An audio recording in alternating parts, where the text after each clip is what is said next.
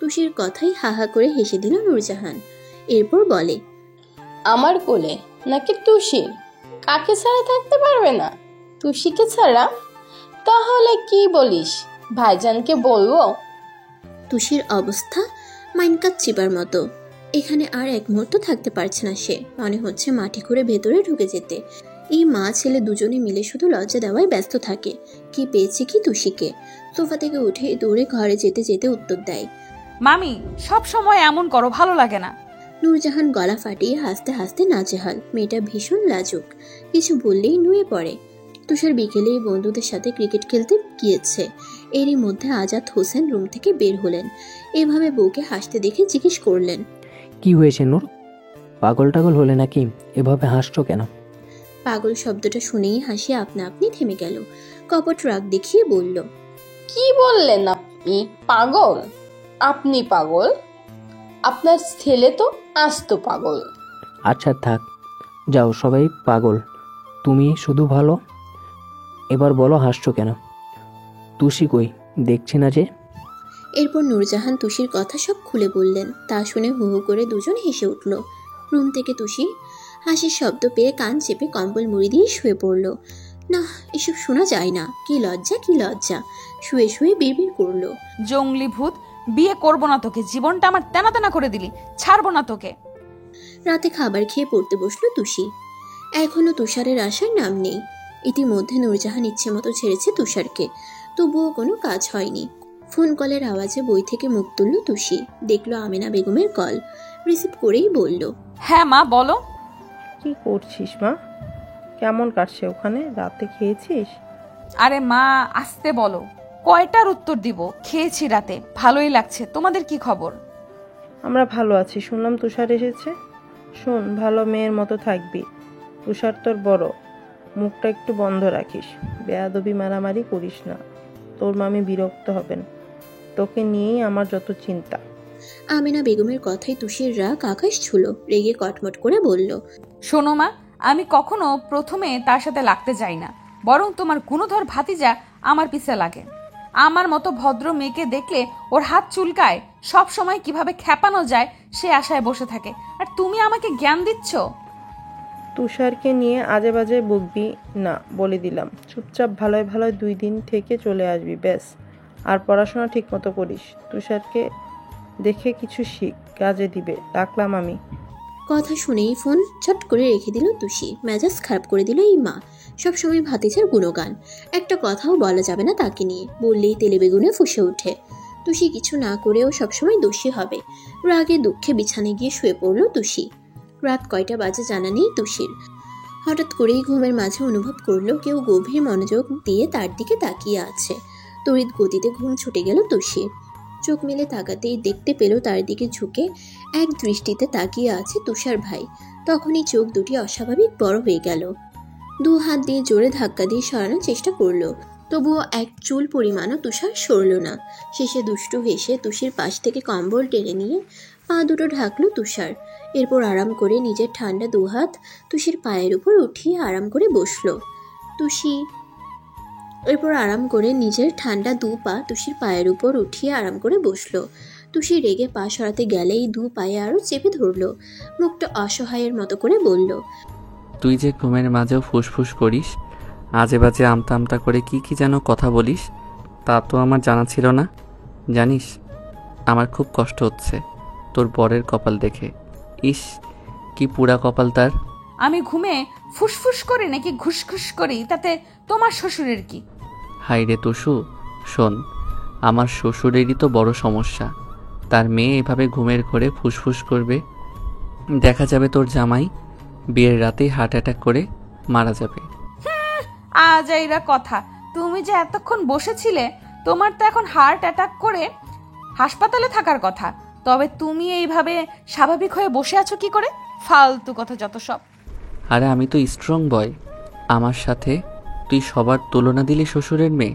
শোন, তোকে সামলাতে আর তোর আজে বাজে সব অভ্যাস শুধুমাত্র মানিয়ে নিতে আমিই পারবো। মির্জাফর শ্বশুর যে কেন তার ডাইনি মেয়েটাকে দিচ্ছে না তাই বুঝতে পারছি না। তুই কি বুঝতে পারছিস? যাকে তুই বিয়ে করবি তার জীবন 2 দিনেই টাইট। সব বদঅভ্যাস তোর মধ্যেই আছে। তুষারের কথা শুনে তুষি নিজের গালে নিজেই থাপ্পড় দিতে ইচ্ছে করছে, তবুও তুষি শক্ত করে জবাব দেয়। তুমি এত রাতে এই বাজে বকতে এসেছো? যাও বলছি, ঘুমাতে দাও। থুর, কাঁচা ঘুম দিল একদম নষ্ট করে, জঙ্গলি ভূত। জঙ্গলিদের মতো কি আমার 2 হাতের নখ দিয়ে তোকে খামচে দিয়েছি? না করেও যখন দোষী হলাম, তবে আয়, দিয়ে দেই কয়টা খামচি। সব সময় ফালতু কথা, বিরক্তিকর। তোর হাতের ওই নখ দিয়ে খামচে দিয়েছিলি না? এখনো দাগ আছে। এই দেখ, কি ভয়ঙ্কর রাক্ষসী বাবা। আসল জঙ্গলি তো তুই। তুষির দুভ্রু কিঞ্চিত করতেই গলা পরিষ্কার করে তুষার বলে। আচ্ছা আয়, তোর কানে কানে একটা জরুরি কথা আছে, এই জন্যই এখানে আসা। বলেই চলে যাচ্ছি। সত্যি তো চলে যাব? হ্যাঁ রে শালি, 3 সত্যি। তুষি শান্ত হয়ে এগিয়ে ঝুঁকে যায় তুষারের সামনে। তুষার শয়তানি হাসি দিয়ে বলে, যা বাবা, তাই বলে ওড়না টোড়না সব রেখে চলে আসবি? অবশ্যই এভাবেও দেখতে খারাপ লাগছে না। আমার মতো ভদ্র ছেলেকে তুই ফাঁসাতে চাইছিস, তা বেশ বুঝতে পারছি আমি। ছি ছি তুষু, এই ছিল তোর মনে? তবে এভাবেই সবচেয়ে বেশি হট লাগছে।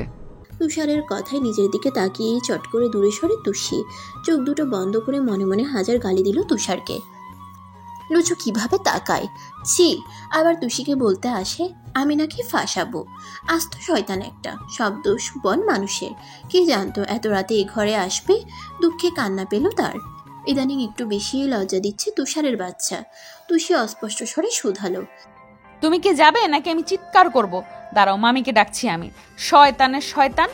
আহা, সত্যি বলে রেগে যাস কেন? আয়, কথা আছে। কথাটা বলেই ঘুমাতে যাবে। আমারও ভীষণ ঘুম পাচ্ছে। এই বলেই হাই তুলল তুষার। তুষি চুপ করে রইল, কোনোভাবেই সে আর কাছে যাবে না। অবশেষে তুষারের তারাই একটু কাছে গেল, না হলে নাকি এই ঘর থেকে এক চুলো নড়বে না ওই বন মানুষ। বলি কি, স্বপ্নেও কি প্রেম প্রেম করিস নাকি? যেভাবে আমতা আমতা করে যা তা বললি, এসব তোর বাবা জানে নাকি আমি নিজে জানানোর দায়িত্ব নিব? তুমি এত রাতে এসে ফাসলামি পেয়েছো? মজা করো আমার সাথে?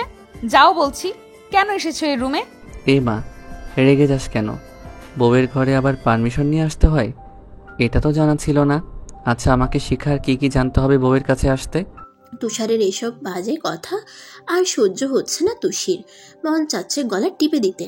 আজ তো শয়তানের মূল এই ছেলে, ফাজিলের ফাজিল। আর মা তুষিকে জ্ঞান দেয়। এসব যদি মায়ের চোখে দেখাতে পারতো তবে বুঝতে পারতো কত বড় খচ্চর এই তুষার। হুট করেই তুষিকে শান্ত হয়ে যেতে দেখে তুষার বুঝলো মেয়েটা ঘুমে চোখ নিবু নিবু হয়ে এসেছে। টুপ করে তুষির মুখের দিকে এগিয়ে গালে চুমু খেয়ে নিল। এরপর দুষ্টুমির ছলে বলল, হ্যাপি নিউ ইয়ার তোষচন্নি। এই শীতেও তোকে কাছে পেলাম না, কি খারাপ কপাল আমার। আচ্ছা, বয়স বাড়ানোর জন্য কি কোনো যন্ত্র নেই? থাকলে টুস করে তোর বয়স বাড়িয়ে দিতাম আর বিয়ে করে কাছে রাখতাম। তোকে দূরে রেখে আমার আর ভালো লাগে না। তবে শোন, বিয়ের পর খুব বেশি ভালোবাসবো আর আদর দিব, কোনো ছাড়াছাড়ি নাই। আমার ভালোবাসার অনেক পাওয়ার। তোর এই ছোট্ট শরীর মানিয়ে নিতে পারবে তো?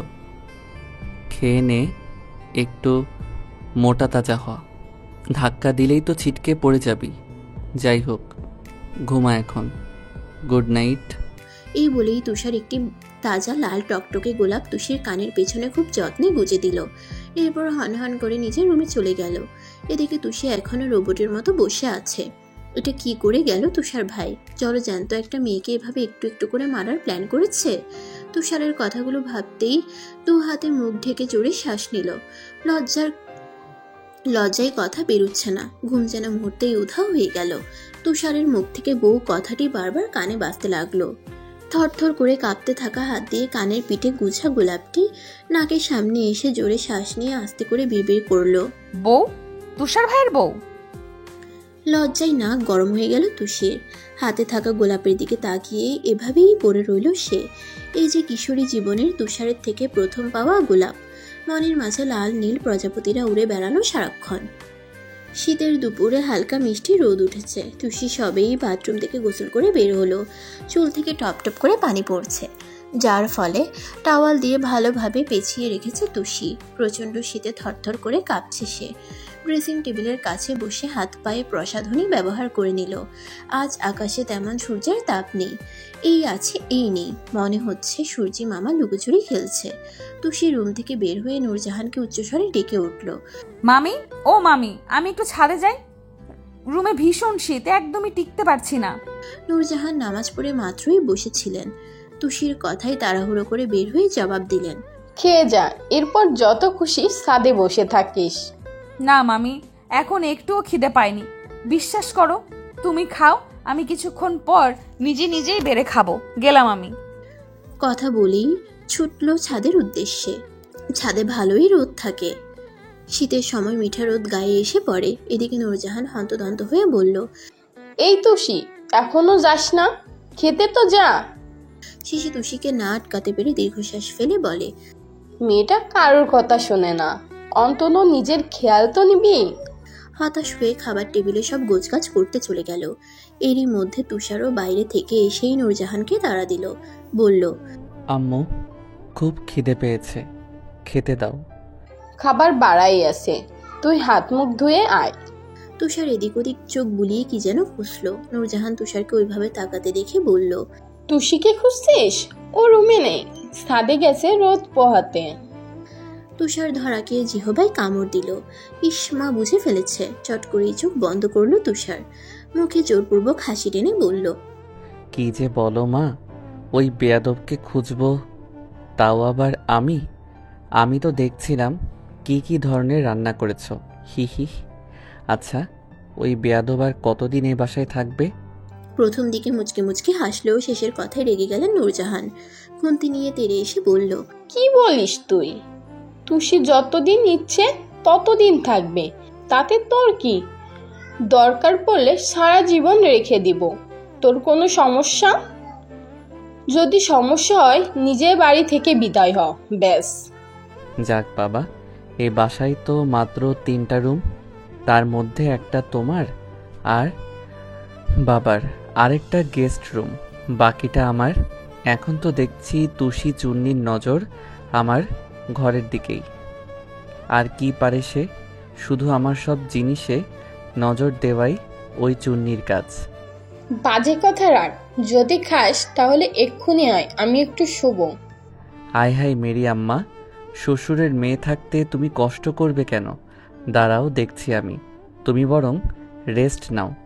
নূরজাহান তুষারের কথা মনে হয় বুঝলেন না। দুভ্রু কুচকে বিস্ময় নিয়ে বলল, শ্বশুরের মেয়েকে মানে তোর বউ? বাবা, আমি তো এখনো তোকে বিয়েই করাই নাই। এই তুষার, তুই কি আবার ঢাকায় নিজেই বিয়ে করে নিলি নাকি? হাই হাই তুষার, এই তুই কি করলি? আমার কথা একবারও ভাবলি না? কষ্টে নূরজাহান কান্না করে দিলেন। তুষার মায়ের এমন কাণ্ডে হা হয়ে গেল। এই কি হলো? সে কি কখনো বলেছে বিয়ে করেছি, নাকি উল্টাপাল্টা কিছু বলেছে? তবে তার মা কাঁদছে কেন? বাম হাত কপালে চাপড়ে হতাশ হয়ে মনে মনে বলল, ড্রামাবাজ মা, সারাদিন স্টার জলসা আর জি বাংলা দেখলে তো এমনই হবে। তবে মুখে বলল, দেখো মা, আমি ওই কথা বলিনি, বলেছি যে তুমি রেস্ট নাও। আমি তুষিকে নিয়ে আসছি। বিশ্বাস করো মা, তোমার ছেলে অবিবাহিত, একদম ফুলের মতো পবিত্র। কথা আর বাড়ালো না তুষার। বড় বড় পা ফেলে ছাদের দিকে রওনা হলো। ছাদের চারপাশে খুব মনোযোগ দিয়ে এপাশ ওপাশ দেখছে তুষি। অর্ধেক জুড়েই রয়েছে ফুলের বাগান। সেখানে হরেক রকমের বাহারি ফুলের গাছ। বেলি ফুলের গন্ধে চারপাশটা মম করছে। একটা ফুল ছিঁড়ে গন্ধ শুকতেই তুষারকে ছাদে আসতে দেখলো তুষি।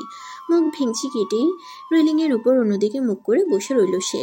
তুষার ওকে এক নজর পা থেকে মাথা পর্যন্ত দেখতেই ওর দিকে চোখ আটকে গেল। গলা খাকারি দিয়ে বলল, মাথায় এভাবে শাকচুন্নির মতো টাওয়েল পেঁচিয়ে রেখেছিস কেন?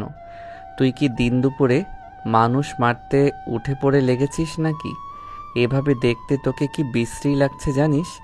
কোনো মানুষ দেখা মাত্রই জ্ঞান হারাবে। তুষারের কথায় মেজাজ খারাপ হয়ে গেল তুষির। দাঁতে দাঁত চেপে বলল, তাতে তোমার কি? আমি যেভাবে ইচ্ছা সেভাবে থাকবো, তুমি কোনো কথা বলতে আসবে না।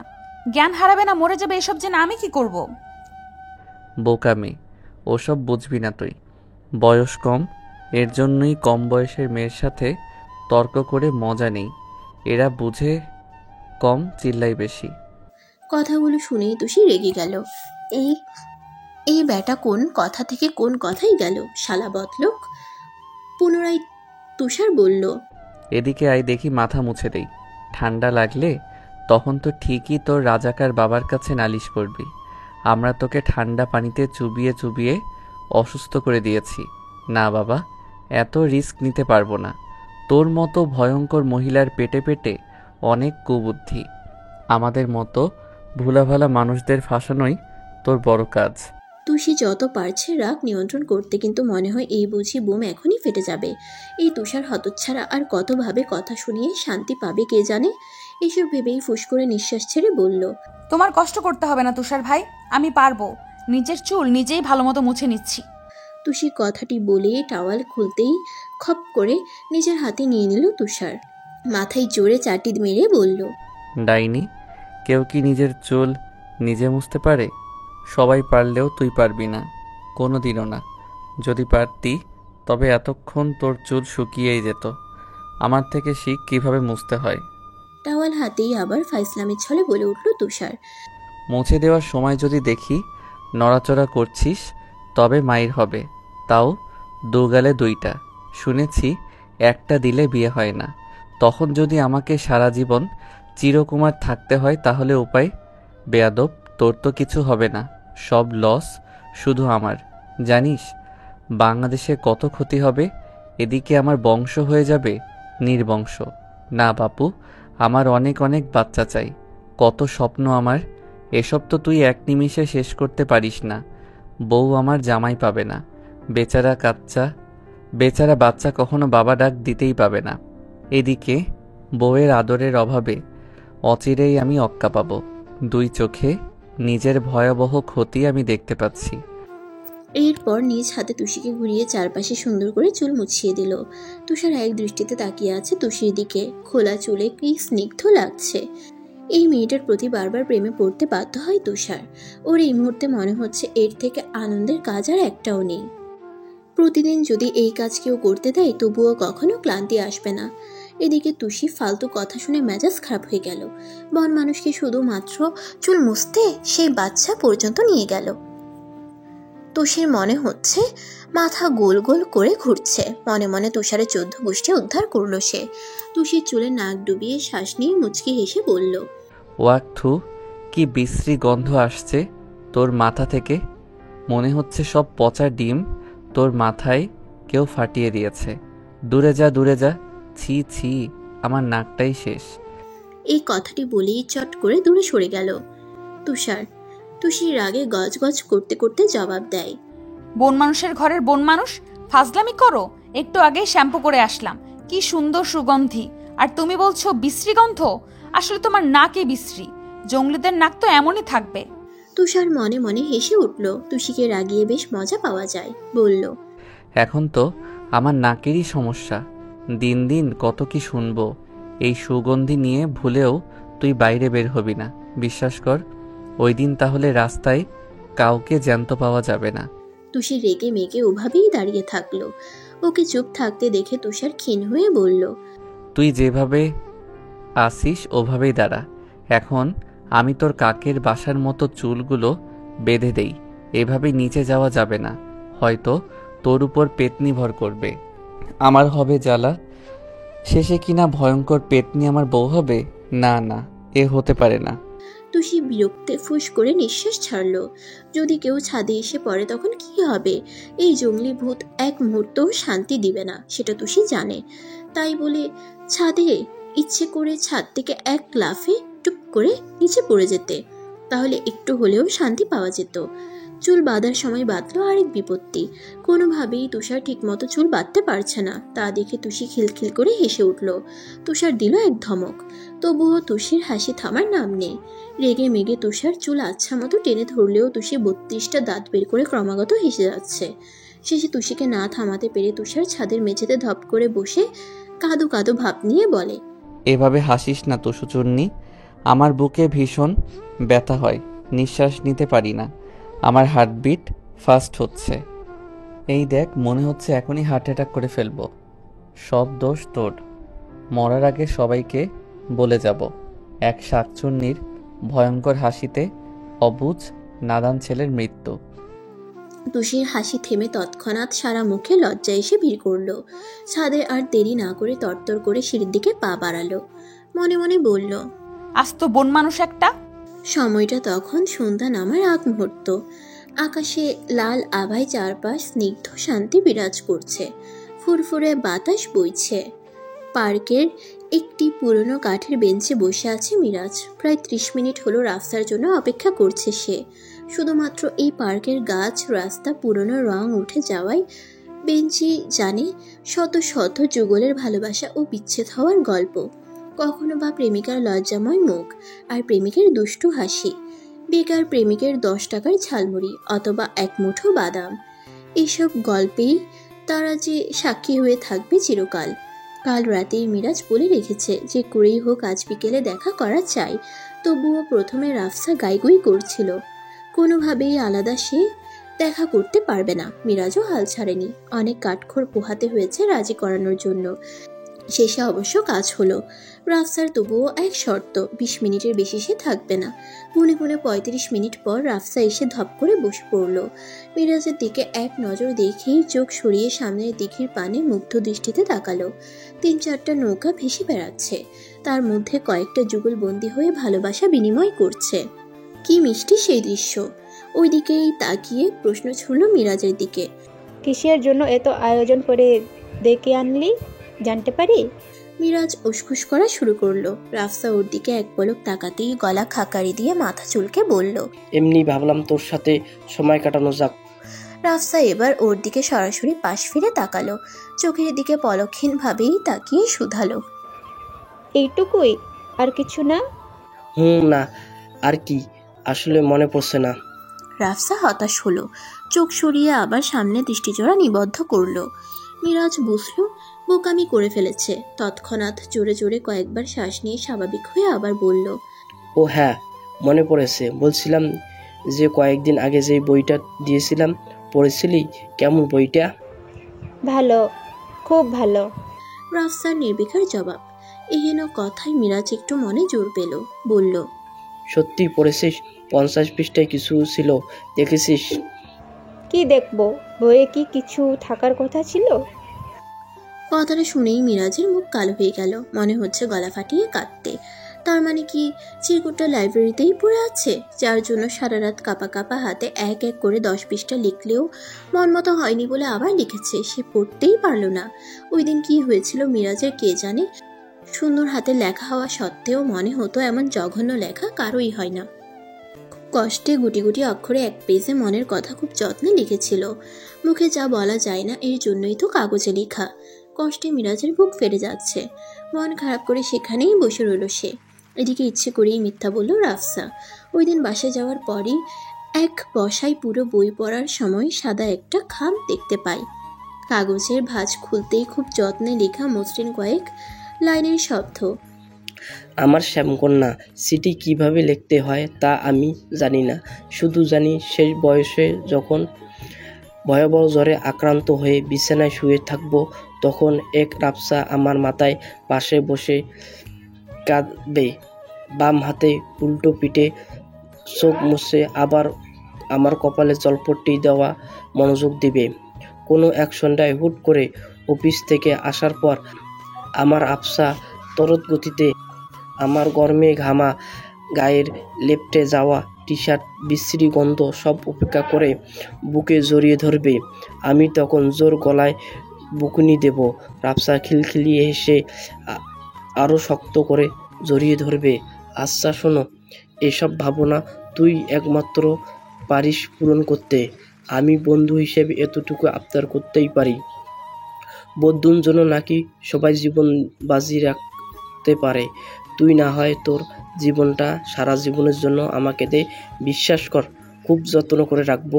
পুষ্পফুল, জানিস আমি না তোর কাছে ভীষণ ভীতু। 5-7টা লোকের মতো সামনে ভালোবাসি বলতে পারি না, প্রকাশ করতে পারি না। শুধু হাজারবার বলতে চাই, বিয়ে করবি আমায়? তোর ব্যক্তিগত আহম্মক। পুরোটা পড়েই মুখে হাসি ফুটে ওঠে। চিঠিটা দেখলে যে কেউই বলবে সারা রাত জেগে ভালোবাসার মানুষের জন্য মন উজাড় করা কথাগুলো গুটি কয়েক অক্ষরে লেখা। ওই দিন থেকেই মনের মাঝে একটু একটু করে ভালো লাগা হয়েছে মিরাজের প্রতি। রাতে ঘুমাতে যাওয়ার আগে প্রতিদিনে বহুবার সে চিরকুট পরে তবেই ঘুমাতে যায়। রাফসার এক সময় এসব কথা ভাবতেই বিরক্ত মনে হচ্ছে। এখন ওই নীল দিঘিতে গিয়ে ছাপ দিতে পারলে শান্তি পেত। আহাম্মক ভালোবাসি সেটা বলতে এত কেন ভয়? সোজা সাপটা ভালোবাসি বললেই তো হয়। তা নাকি ছাইপাশ বলার জন্য সে আমাকে এখানে ডেকে এনেছে? ফোন করে বলা যেত না? অনেকটা সময় পর রাফসা ওর দিকে তাকিয়ে দেখে মন খারাপ করে বসে আছে নীরবে, শুধু বাকি বাচ্চাদের মতো চিৎকার করে কান্নাকাটি করা। মিরাজের মুখ থেকে কথা বের করার জন্য বলল, কি ছিল বইয়ে? বললে বল, না হলে উঠলাম, মাথা ব্যথা করছে, বাসায় যাব। কিছু না, থাক ওসব কথা। আগে বলো, মাথা কি অনেক ব্যথা করছে?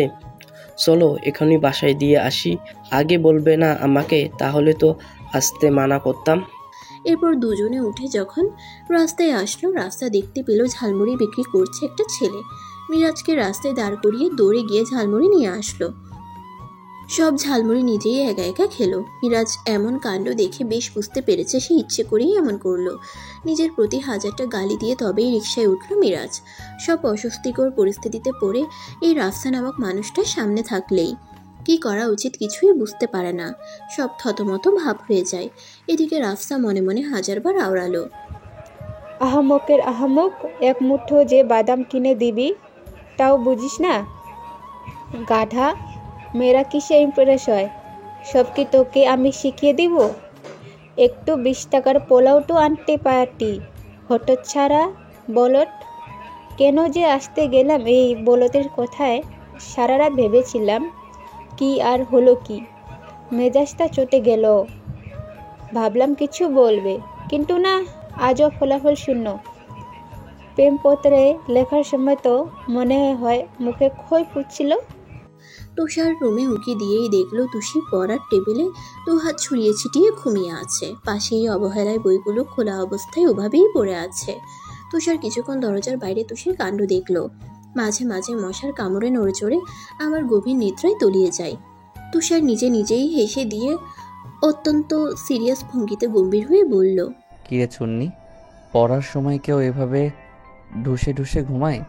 অবশ্য তোর দ্বারা সব কিছুই সম্ভব। পড়া চুন্নি কোথাকার।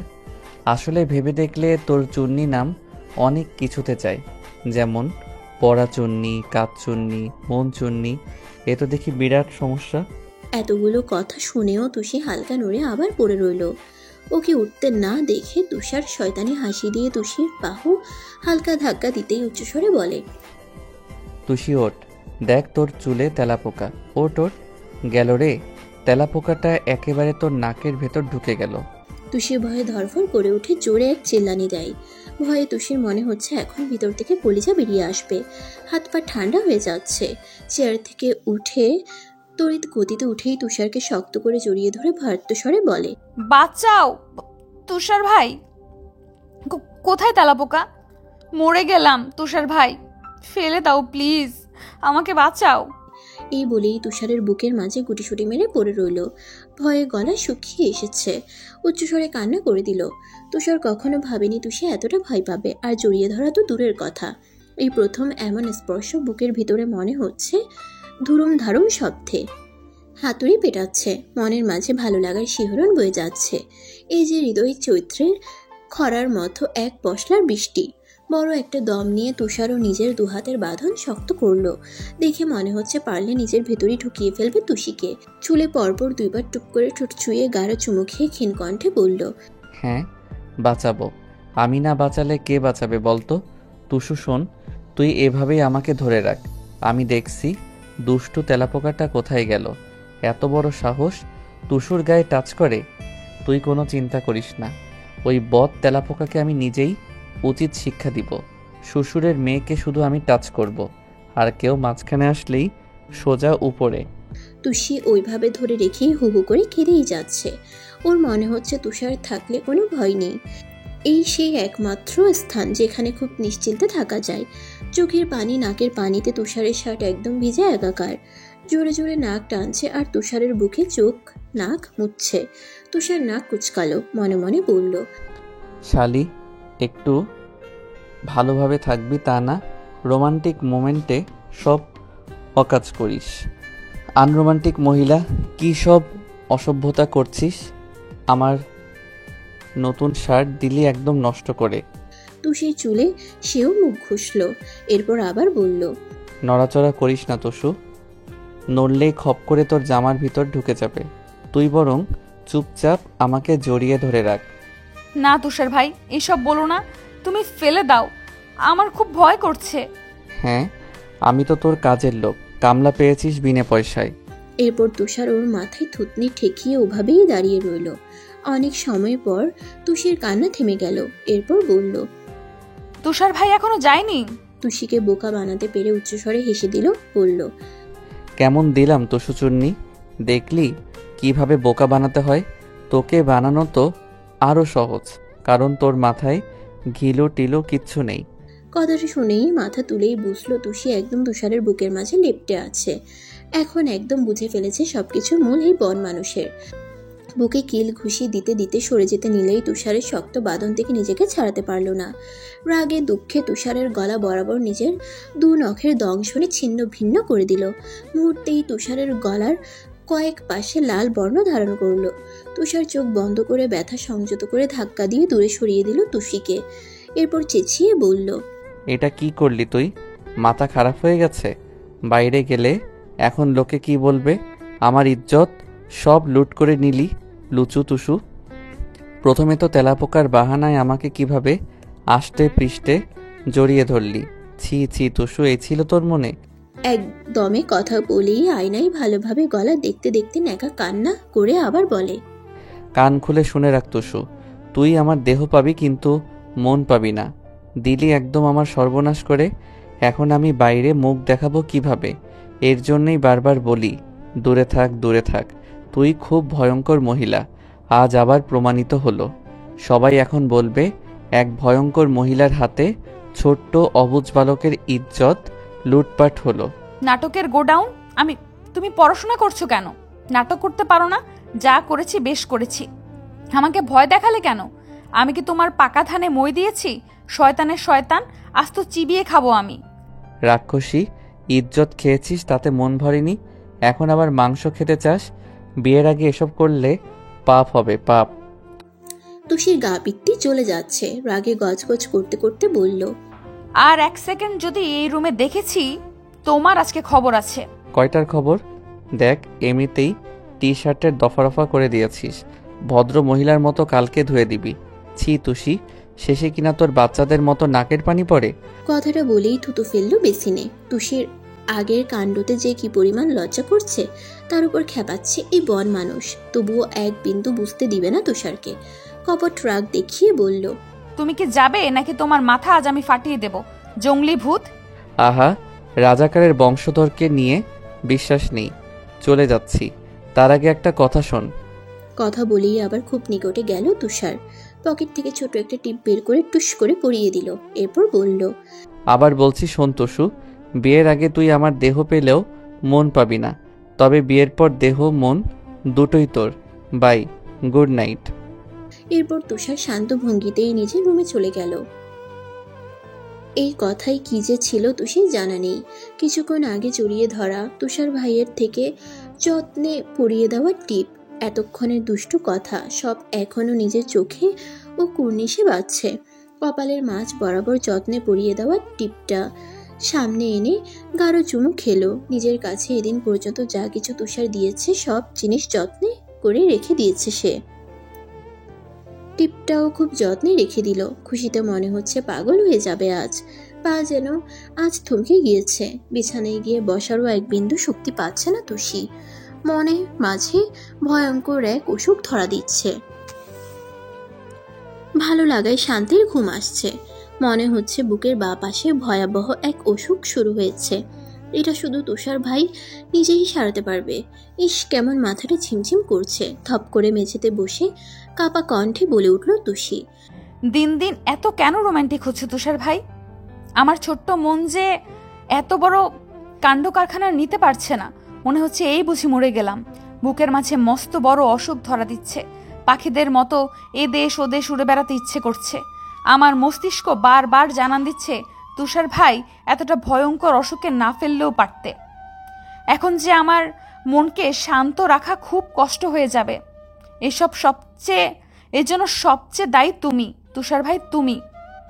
তোমাকে বারবার ছুঁয়ে দিলে এরপর থেকে আমাকে আর দোষ দিতে পারবে না বলে দিলাম। ভালো লাগায় চারপাশ তুষির মনে হলো সুন্দর, অনেক সুন্দর। জানালার ময়লা পড়া পর্দাটাকেও তুষির পৃথিবীর সবচেয়ে সুন্দর জিনিস মনে হলো। সারা রাত অজানা এক সুখের ঢেউ খেলে গেল মনে। তুষি ভাবতে ভাবতে রাত পার করলো। তুষারকে পাওয়ার একটু একটু ইচ্ছে মনে তোলা দিচ্ছে যে। খুব কাকডাকা ভোরে ঘুম থেকে উঠেই রান্না শুরু করে দিয়েছে নূরজাহান। আজাদ হোসেন ব্যালকনিতে বসে খুব আরাম করে চা পান করছে আর খবরের কাগজ পড়ছেন। দিনটি শুক্রবার হওয়ায় অফিসে যাওয়ার তাড়া নেই। তুষি তুষারের ঘুম ভাঙার এখনো নাম নেই। নাস্তা হওয়ার পরই তারা উঠে শুধু নাস্তা করে। নূরজাহান ব্যস্ত হয়ে সব রান্না শেষ করছে। কাল রাতেই তুষারের খালামণিকে আসতে বলেছেন তিনি। বোনের জন্য অনেকদিন ধরেই মন পড়ছে তার। তুষারের খালা, নানু আর দুই বোন আসবে আজ। বাড়িটা সবসময় মানুষের জন্য হাহাকার করে। সবাইকে পেয়ে বাড়ি হয়ে উঠবে ঝাঁকঝমক। এই নিয়ে নূরজাহানের খুশির শেষ নেই। মা বোনের জন্য যা যা পারছে সব নিজে রান্না করছে। দেখে যে কেউই বলবে আজ মনে হয় আরো 5 বছর কমে গেছে তার। ছোট মেয়ের মতো দৌড়ে সব কাজ শেষ দিচ্ছে তিনি। তুষি উঠে ড্রয়িং রুমে এসে দেখলো ব্যাপক আয়োজন চলছে। আজাদ হোসেন চা খেতে খেতে জিজ্ঞেস করলো, তুষি আম্মু ঠিক মতো ঘুম হচ্ছে? তুষি টিভির রিমোট হাতে নিতে নিতে জবাব দিল, হয়েছে মানে? একেবারে জম্পেশ ঘুম দিয়েছি, এক ঘুমেই রাত শেষ। বলেই খিলখিল করে হেসে উঠে তুষি। আজাদ হোসেনও ভাগ্নির কথাই হাসে। এরপর বলে, তার চারপাশে তাকিয়ে কি বুঝলে বলো তো? আজ এত আয়োজন কেন? মামা, আজ আর তোমাকে মামি পাত্তাই দিবে না, দেখে নিও। দেখেছো তো প্রতিদিন সকালে আমাকে ডেকে তুলে, আজ কোনো খবরই নাই। তা ঠিক বলেছিস। নিজের বাসা থেকে মানুষ আসলেই তোর মামির এভাবেই জোর বেড়ে যায়। তখন আর আমাদের চেনেই না। এ কথা বলেই আজাদ আর তুষি উচ্চস্বরে হেসে দেয়। নূরজাহান তখন রান্নাঘর থেকে একটু উকি দিয়ে বলে, কি ব্যাপার, এত কি নিয়ে হাসা হচ্ছে মামা ভাগ্নি? আমাকে রেখেই আড্ডা দেওয়া হচ্ছে? আয় তো তুষি, তুই আমার কাছে আয়, হাতে হাতে সাহায্য কর আর কথাও বলি। তোর মামার সাথে অনেক কথা হয়েছে, এবার আমার পাশে আয়। তুষি উঠতে উঠতেই আজাদ হোসেনের উদ্দেশ্যে বলে, দেখছো মামা, মামির আর তর্স হইছে না, তুমি থাকো, আমি আসছি। তুষি গিয়ে দেখলো প্রায় সব রান্নাই শেষের দিকে। তখন সে শুধু চামচ নিয়ে মাংসগুলো নাড়াচাড়া করতে লাগলো। এদিকে তুষার উঠে রান্নাঘরে প্রবেশ করতেই দেখলো তুষি কাজ করছে। অবাকের 7ম পর্যায়ে পৌঁছে গেল সে। এরপর চোখ বড় বড় করে বলল, আম্মা, ও আম্মা, আজ কোন দিকে সূর্য উঠেছে আম্মা? নাকি আমি চোখে কম দেখছি? রান্নাঘরে কি সকাল সকাল পেতনি ঢুকেছে? আমি যা দেখছি এটা ইহকালেও সম্ভব না। আজই আমি চোখের ডাক্তারের কাছে যাব। সর্বনাশ, বয়স আমার 25 হলো না, এখনই চোখে দেখি না। এভাবে চললে তো কেউ বউ দিব না আম্মা। তুষি এক মনে রান্নায় মনোযোগ দেওয়ায় হঠাৎ তুষারের কথাই খানিকটা হকচকিয়ে গেল। কাচুমাচু করে সাইডে দাঁড়িয়ে তুষারকে জায়গা করে দিল। তুষার একদম তুষির দিকেই দৃষ্টি নিক্ষেপ করে আছে। এভাবে তুষিকে দূরে যেতে দেখলে ওর দিকে ডান হাত বাড়িয়ে দিতে দিতে আবার বলে উঠল, এই বেয়াদব মহিলা, হাতে একটা চিমটি কাটতো। ভাই, আমার নিজের 2 চোখকে আমি বিশ্বাস করতে পারছি না। আয় আয়, জলদি আয়। নূরজাহান তুষারের কথাই হেসে দিল। এরপর বলল, তুষি, এই সুযোগে হাতছাড়া করিস না মা। নিজেই যখন বলছে, দে ইচ্ছে মতো চিমটি কেটে, কোনো ছাড়াছাড়ি নেই। তুষির অবস্থা নাজেহাল। মামি আর তার ছেলে এখন পেয়েছে লজ্জা দিতে, কেউ কারো থেকে কম না। তুষারের দিকে তাকিয়ে চোখ গরম করে তাকালো। এর মানে হলো, জঙ্গলি ভূত, একা শুধু পাই তোকে, সবকিছু শোধ তুলবো। এরপর সুযোগ মতো তুষারের হাতে জোরে একটা চিমটি কেটেই হুড়মুড় করে নিজের রুমের দরজা আটকিয়ে হাত ছেড়ে বাঁচল। তুষারের চোখ ছানা বড়া। একই করলো তুষু চুন্নি, তাই বলে একদম সত্যি সত্যি দিয়ে দিল? দিন দিন তো দেখছি সাহস বেড়েই চলেছে। নূরজাহান হাহা করে হেসে উঠে বলল, শিক্ষা হয়েছে? কি মনে করেছিলি এবারও ছেড়ে দিবে? ভালো হয়েছে, আমি আরো শিখিয়ে দিব। রাক্ষসী রাক্ষসী রাক্ষসী। দুপুরের সময় সকল অতিথি চলে আসলো তুষারদের বাসায়। নূরজাহানের মা হামিদা বেগম, বোন সুমনা আর তার দুই মেয়ে রাদিবা, মারিহা সকলের সাথে ভালো মন্দ কথা বলে যার যার রুমে চলে গেল। অনেকদিন পর মা আর বোনকে পেয়ে নূরজাহানের খুশি দেখে কে। কত সময় যে হামিদা বেগমকে ধরে অঝরে অশ্রু ফেলেছে তার হিসেব নেই। তুষির সাথে আগে থেকেই রাদিবা মাহিরার পরিচয় থাকায় আসার পর থেকেই হইচই বেঁধে দিয়েছে। তুষার নানুকে অনেকদিন পর পেয়ে সেই যে তার কোলে বসে আছে, আর অন্য কোনো দিকে খেয়াল নেই। সবাই হাত মুখ ধুয়ে দুপুরের খাবার একসাথে বসে কবজি ডুবিয়ে খেলো। এরপর মারিহা তুষির রুমে আরাম করে বসে বলল, আজ সারা রাত আমরা আড্ডা দিব, ওকে তুষি? কেউ ঘুমাতে পারবে না, আগেই বলে দিলাম। আমরা তো কালকের পরের দিনই চলে যাব, তাই সারা রাত জেগে ইচ্ছে মতো আড্ডা দেবো, ওকে গাইস? তুষিও বেশ খুশি হলো। রাদিবা আর সে জোরে গলা ফাটিয়ে বলল, ওকে আপু, সেই মজা হবে, ইয়ে। তাদের কথার মাঝেই হুট করে তুষার রুমে প্রবেশ করে। কিরে ফকিন্নিরা, তোরা তো দেখি বেয়াদবের সাথে পুরো বাসা একদম মাথায় উঠিয়ে ফেলেছিস। আস্তে আস্তেই সব অভদ্রতা শিখিয়ে দিল এই তুষচন্নি। তুষারের কথায় মারিহা লজ্জায় নুয়ে গেল। চুপচাপ এক পাশে বসে কাচুমাচু করতে থাকে। রাদিবা মুচকি মুচকি হাসলেও তুষি মুখ বাঁকা করে অন্যদিকে তাকিয়ে জবাব দিল, আমরা যখন ভদ্রতা জানি না তবে তুমি শিখাও, দেখি কেমন পারো। চুপ কর তুই, এখন তুই আমার সাথে আয়। কাল যে শার্টটা নষ্ট করে রেখে দিয়েছিস সে কথা মনে নেই? আয় জলদি, না হলে থাপ্পড় মেরে মেরে নিয়ে যাব, গুনে গুনে 10টা। শক্ত তো, পারবো না আমি। যাও তো, আমাদের কথায় ব্যাঘাত ঘটাতে ঠিকই চলে আসছো, যত সব বোন মানুষ। মারিহা হাঁ হয়ে গেল এদের ঝগড়া দেখে। ছোট থেকেই তুষারকে পছন্দ করে সে, তবে কখনো তা বলতে পারেনি। মনের মধ্যে শুধু কথাটি চুপচাপ পুষিয়ে রেখেছে। তাই তো যখন তুষার সামনে থাকে লজ্জায় মুখ থেকে কথা অটোমেটিক বন্ধ হয়ে যায়। যদিও তুষির কথা এখনো সে জানে না। এদিকে তুষার কয়েকবার আসতে বললেও যখন আসলো না, তখন ওর হাত মুচড়ে কানে কানে ফিসফিসিয়ে বলে উঠল, কাল যে আমাকে জড়িয়ে ধরে বসেছিলি, এটা কি ওদের জানিয়ে দেব? কথাটি শেষ হতেই তুষি চকিত দৃষ্টিতে তুষারের দিকে তাকালো। এরপর বলল, না, কখনো বলবে না। যাচ্ছি, আমি যাচ্ছি, চল আস্ত শয়তান। এরপর রাদিবা আর মারিহাকে বলে তুষারের পিছু পিছু আসলো। দরজা হালকা চাপিয়ে তুষার বলল, নে, এবার আমার 10টা শার্ট আয়রন করে দে। খবরদার, কাজ শেষ না হওয়া পর্যন্ত কোনো যাওয়া যাওয়াই নেই, গেলেই গোপন তথ্য ফাঁস। এগুলো আয়রন আমি একা করব? কাজের বুয়া পেয়েছো? আমি একটা বিয়ে করে নিলেই তো পারো। জড়িয়ে ধরার জন্য এখন ভয় দেখিয়ে সব কাজ করিয়ে নিচ্ছ। তবে মনে রেখো, এই দিন না, আরো দিন আছে, সেই দিন নিয়ে যাবে এই দিনের কাছে। আরে চুন্নি, বিয়ে করবো তো বাপ, রাজাকার শ্বশুর তো তার কন্যাকে দিচ্ছে না ভাই। তবে সময় আসুক, এরপর দেখবি কোন দিন আসে। এখন আপাতত ভদ্র মেয়ের মতো কাজ কর দেখি, তবেই না বুঝবো বিয়ে করা যাবে নাকি বাদ হবে। এক চোখ টিপ মেরেই কথাটি বলল তুষার। তুষি ফুসফুস করতে করতে সব কাপড় আয়রন করতে নিল। যে নাকি নিজের কাপড়ও মাকে দিয়ে আয়রন করায়, তার আজ এসব করতে হচ্ছে। ইচ্ছে করলো সব পুড়িয়ে দিতে। সবগুলো কাপড় আয়রন শেষ করে বড় করে দম নিল তুষি। বলল, হয়েছে, গেলাম, আমি কালই বাসায় চলে যাব, জঙ্গলি ভূত। চলে যেতে নিলেই খপ করে হাত ধরে ফেলে তুষার। এরপর কণ্ঠ অল্প খাদে এনে বলে, আরে আরে দাঁড়া, কাজ এখনো বাকি, তারপর যাবি। কাপড়গুলো এখন সুন্দর করে ব্যাগে রেখে আয় তো দেখি। তুষারের একের পর এক অত্যাচারে তুষি কান্না করে দিল। নাক টেনে টেনে বলল, আর জীবনেও আসবো না এই বাসায়। যে আসতে বলবে তার মাথা ফাটিয়ে দেব, এই বলে দিলাম। না বাবা, আমার এত ঠেকা পড়েনি বউয়ের বাসায় ঘর জামাই থাকার। তুই এই বাসায় না আসলে একটা হাড্ডিও তোর সাথে থাকবে না, মাথায় রাখিস। কথাটি বলেই তুষার একটু বাইরে বেরিয়ে কফি আনতে গেল। তুষির এই মুহূর্তে আর কোনো কথাই শুনতে ইচ্ছে করলো না। এখান থেকে যেতে পারলে তবেই শান্তি পায় সে। তাই তুষি হনহন করে কাপড়গুলো জলদি ব্যাগে গোছাতে থাকলো। এরপরে হুট করেই উপরে চেন লাগানোর সময় ঝুনঝুন শব্দে তৎক্ষণাৎ হুড়মুড় করে ব্যাগ খুলে দেখতে পেল প্রায় 6 জোড়া রেশমি চুড়ি, 2 পাতা নানান কালারের টিপ আর একটি গাজরা। সবগুলো বের করে ভালোভাবে দেখার পর এক এক করে 2 হাতে চুড়ি পরার সময় তার মধ্যে একটা চিরকুটও দেখতে পেল।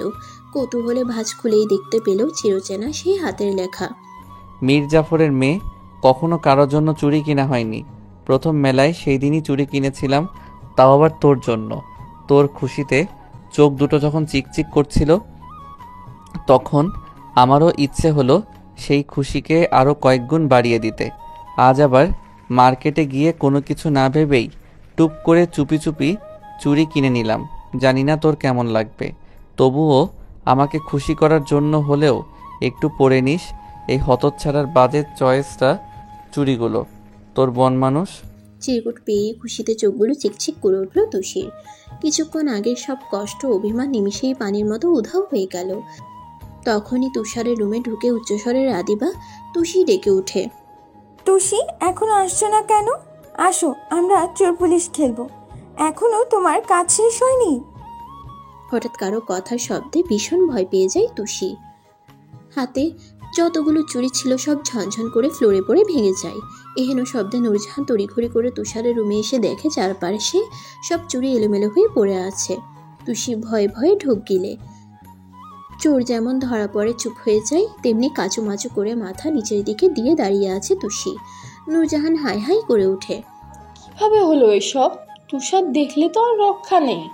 এত চুরি তুষারের রুমে কোথা থেকে আসলো টুসি? রাদিভাও তখন তুষির পানে সন্ধিহান চোখ নিক্ষেপ করে নূরজাহানের সাথে তাল মিলিয়ে বলে, টুসি, এতগুলো চুড়ি তোমাকে কে দিল? আসার সময় তো খালি হাতে এসেছিলে। তুষি আমতা আমতা করতে করতে যখনই কিছু বলবে, পিছন থেকে তুষার তড়িৎ গতিতে রুমে প্রবেশ করে বলে, মা, তোমার এই আদরের ভাগ্নি দিল তো সব শেষ করে। এটা কি করলি তুষি? সব চুরি ভেঙে দিলি।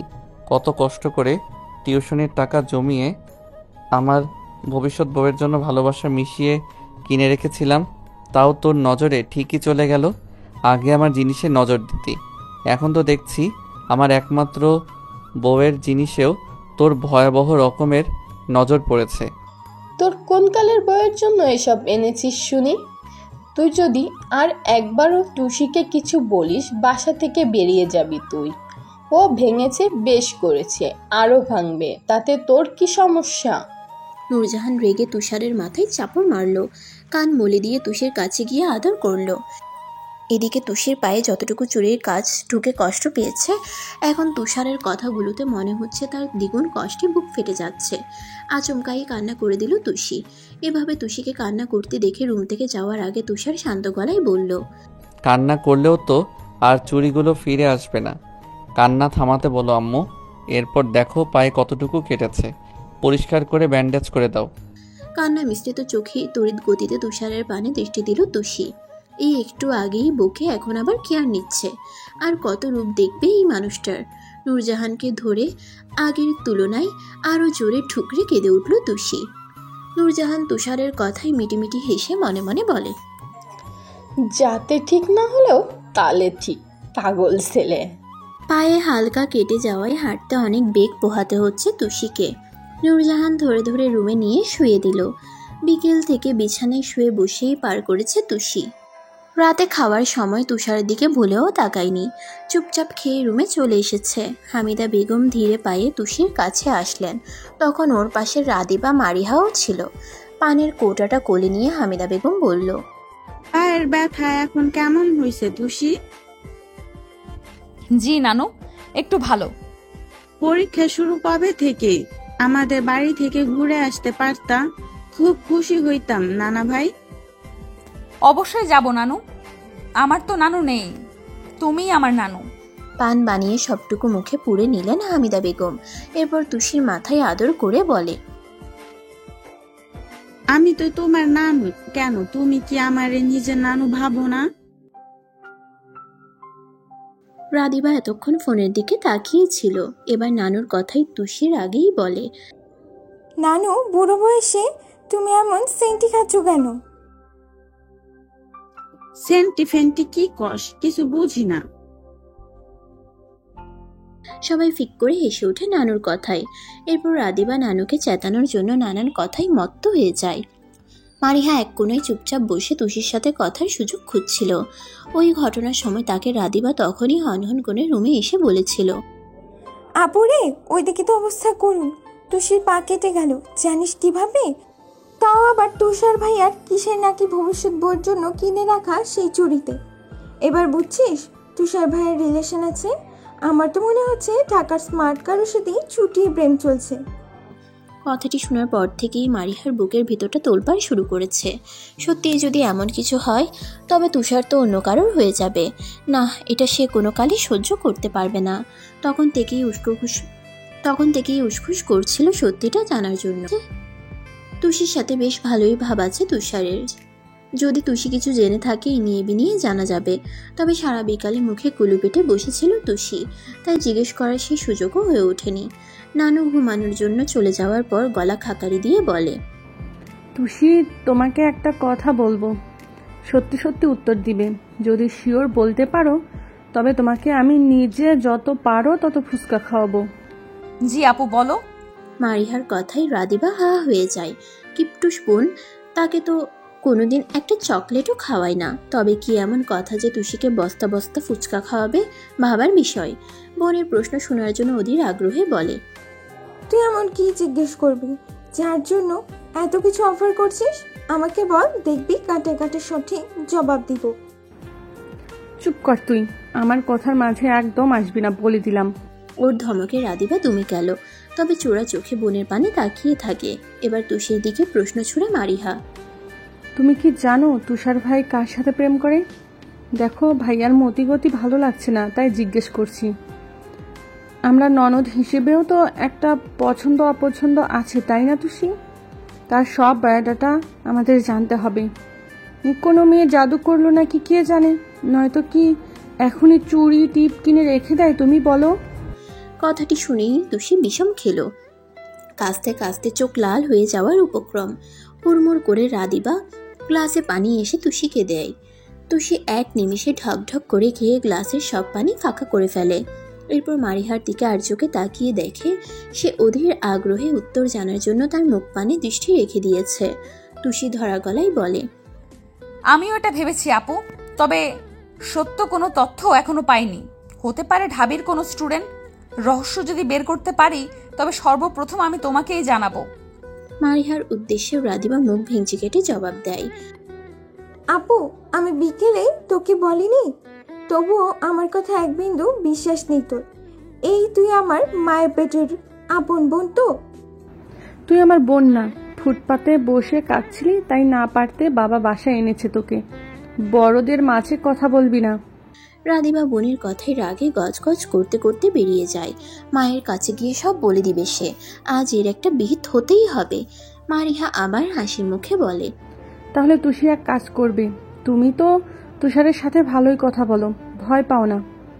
আসলে ভাইয়ার রাগ আমি খুব ভয় পাই, তাই কাজটা তোমাকে দিচ্ছি। কালকে ফোন ঘাটাঘাটি করে দেখব, যদি কিছু পাও অমনি আমাকে খবর দিবে, ঠিক আছে? তুষি শুধু উপর নিচ মাথা নোয়ালো। ওর মনে মনে ভীষণ হাসি পাচ্ছে। তবে মারিহার কথা শুনে মনে হচ্ছে তুষারের প্রেম করাতে তার অনেক কিছু আসে যায়।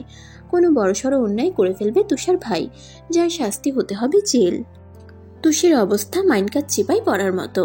এখন ওর কাছে মনে হচ্ছে, চোরকে বলছে তুমি কি চুরি করেছো? যদি করো আমার সামনে হাজির করো। তিনজনে দুপুরের পর যত প্ল্যান করেছিল তেমনটার কিছুই হলো না। সারা রাত আড্ডা তো দূর, রাত 11টা বাজার পরই তুষি ঘুমে তলিয়ে গেল। রাদিবাও ফোনে নাটক দেখাই ব্যস্ত হয়ে পড়ল। যত কিছু হয়ে যাক না কেন, আজ তার নাটক দেখাই লাগে। গভীর মনোযোগে নাটক দেখাই ব্যস্ত রাদিবা। মারিহা চিন্তায় ঘুমাতে পারছে না, মন কেমন কুকাইছে। তুষার ভাইয়ের সামনে গিয়েও ভালোবাসার কথা বলার সাহস হবে না তার। চিন্তায় সারা রাত মাথার চুল অর্ধেক পেকে গেছে। সকাল সকাল উঠেই তুষার খাবার টেবিলে বার কয়েক তুষির দিকে তাকালো। এবারও ফলাফল শূন্য। কোনোভাবেও মনের ভুলে তুষি তাকাচ্ছে না। সেই যে চুপচাপ নিচের দিকে মুখ করে রেখেছে, আর ওঠার নাম নেই। এদিকে মারিহা এক দৃষ্টিতে তুষারকে পরখ করছে। মনের ভেতর কি চলছে তা বোঝার চেষ্টা করছে সে। খাওয়া দাওয়ার পাট চুকিয়ে নূরজাহান সবাইকে বললেন, আজ একটু বাইরে যাওয়া যাক, কিছু শপিংও করা যাবে, ঘোরাঘুরিও হবে। খাওয়া শেষে যার যার মতো রেডি হয়ে নিল। তুষির পা ব্যথা কমেছে, এখন হাঁটতে তেমন কষ্ট হচ্ছে না। সবাই রেডি হয়ে বের হলেও তুষারের নাম নেই। তাই নূরজাহান তুষিকে বলল, তুষিমা, যা তো তুষারকে ডেকে নিয়ে আয়। তুষি কখনোই ওই রুমে যাবে না বলে পণ করেছে। তুষারের ধারের কাছেও কোনোদিন ঘেসবে না সে, তাই আমতা আমতা করে বলল, মামি, আমার তো পায়ে ব্যথা, তুমি না হয় রাদিয়াকে পাঠাও। প্লিজ রাদিয়া, একটু যাও না। রাদিবা কিছু বলার আগেই মারিহা চট করে জবাব দেয়, ওর যেতে হবে না, আমি দেখে আসছি, দাঁড়াও। এই যাবো আর আসবো। দৌড়ে তুষারের রুমের সামনে এসে জোরে শ্বাস নিয়ে দরজায় নক করলো মারিহা। ভেতর থেকে তুষার বলল, কে? আসো ভেতরে। মাথা বরাবরের মতোই নত করে গুটি গুটি পায়ে ভেতরে প্রবেশ করে রিনরিনে গলায় বলে, তুমি যাবে না তুষার ভাইয়া? সবাই বসে আছে। না, যাব না, আমার শরীর ভালো লাগছে না, তোরা যা, বিরক্ত করিস না আমাকে। তুষারের শরীর ভালো না শুনেই চকিতে দৃষ্টিতে তাকায় মারিহা। দেখে তুষার আনমনে ফোনের দিকে তাকিয়ে আছে। আশেপাশে যে কোনো মেয়ে আছে তাতে কোনো হেলদোল নেই ওর। বড় বড় পা ফেলে তুষারের পাশে বসে একটা অস্বাভাবিক কাজ করে ফেলে মারিহা। নিজের ডান হাত বাড়িয়ে তুষারের কপালে স্পর্শ করে বলে, দেখি জ্বর হলো নাকি? কই, শরীর তো ঠান্ডা। তুমি আমাকে বলো কি হয়েছে? খুব খারাপ লাগছে, মাথা ব্যথা করছে? মারিহার স্পর্শে মেজাজ খারাপ হয়ে যায় তুষারের। তৎক্ষণাৎ ওর হাত জোরে ছামটা মেরে ফেলে দেয়। রেগে গিয়ে বলে, এই, তুই কোন সাহসে গায়ে হাত দিলি? এসব বিরক্ত লাগে আমার, জানিস না? রুম থেকে বেরিয়ে যাবি এই মুহূর্তে। একটু আগে ভালোভাবে বললাম, তা কানে গেল না, তাই না? থাপড়িয়ে কান গরম করে দিব, মনে রাখিস। যা বলছি, তোরা কোথায় যাবি যা। আমাকে চেতাতে আসিস কেন? আমি না গেলে কি কেউ মন খারাপ করবে? কথাগুলো বলেই এক সেকেন্ডও দেরি করলো না তুষার। হনহন করে ছাদের উদ্দেশ্যে চলে গেল। ইচ্ছে করেই তুষির উপর উঠা সব রাগ মারিহার কাছে ঢাললো। মারিহা কখনো ভাবেনি তুষার এরকম ব্যবহার করবে।